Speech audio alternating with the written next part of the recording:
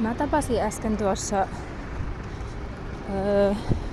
Auroran sairaalan kanttiinissa semmoisen vanhan herrasmiehen, joka mittaili sitä pihaa siinä askelillaan ja sitten tuli sinne sisälle istumaan sohvalle ja se puhui siellä auringosta, että missä suunnassa se aurinko nyt on ja täällä on kello väärässä. Ja sitten se mietiskeli sitä aurinkoa ja kellonaikoja ja muita. Ja no sitten kun mä olin siinä syömässä eväitä, olin nostanut kahvia ja Karjalan piirakkaa ja korvapuustia ja vissyä ja niitä söin siinä pöydässä, niin sitten mä aloin juttelemaan sille miehelle.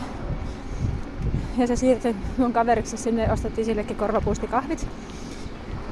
Ja siinä oli ihan mielettömän kiinnostavia juttuja ja muun muassa se on ilmeisesti oli ollut tuomari omassa elämäntyönä tehnyt tuomarihommia. Ja sitten se kertoi yhdestä tapauksesta, tai ensin se kertoi, että 90% rikoksista,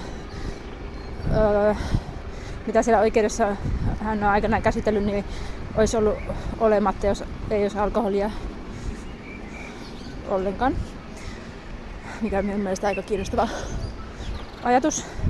Ja sitten se kertoi, että yksi oli jännä tapaus semmoinen, missä jätettiin niin syytetty tuomitsematta, tai missä hän jätti syytetyn tuomitsematta. Ja se oli 15-vuotias poika, joka oli ajanut mopolla humalassa. Ja saman aikaan käräjillä oli toinen keissi, jossa tämän pojan isä oli puukottanut sitä poikaa.